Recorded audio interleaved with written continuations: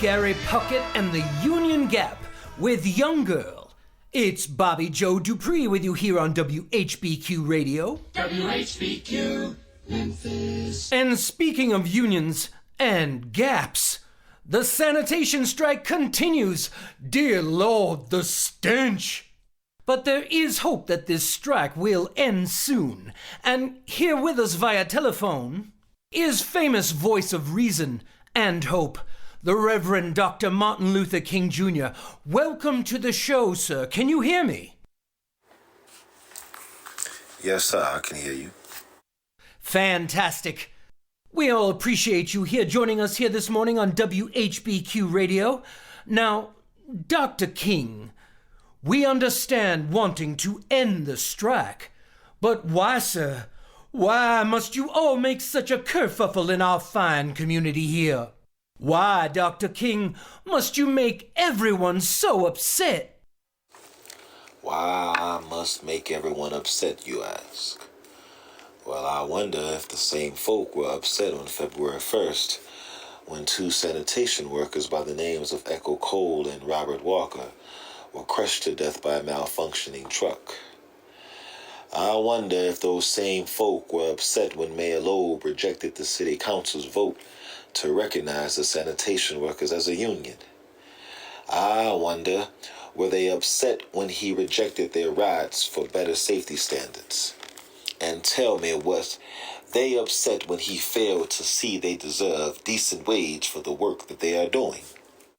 Mayor Loeb has made certain to ensure your safety while you're here in Memphis. That said, do you, sir, ever fear for your life? Being engaged in all these radical politics. I mean, I do respect your approach of non-violence, unlike that ex-fella. By that ex-fella, I'm going to assume you mean Brother Malcolm. While he and I differed on views, we did share the same common enemy, and that is the hatred of our people. And because that hatred does exist, I'm aware of the dangers that subsequently coexist.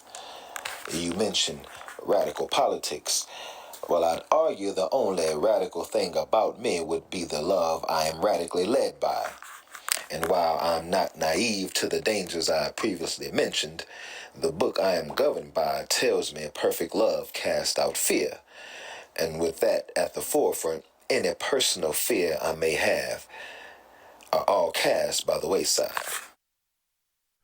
But, Dr. King, don't you agree that rushing all these changes is only going to upset the greater public?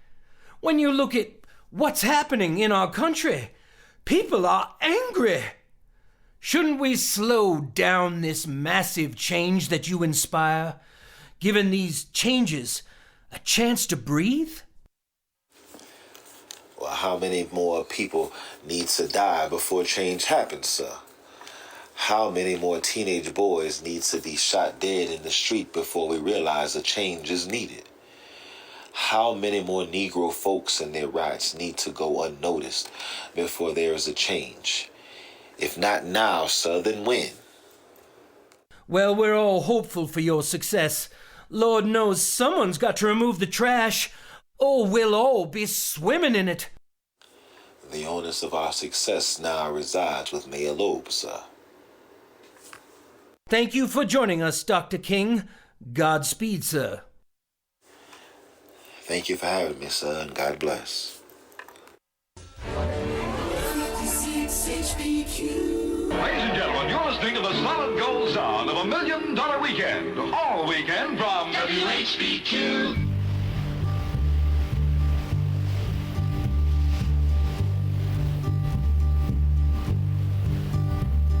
Sitting in the morning sun, I'll be sitting when the evening comes, watching the ships roll in, and then I'll watch them roll away again. Yeah, I'm sitting on the dock of the bay, watching the tide roll away. Ooh, I'm just sitting on the dock of the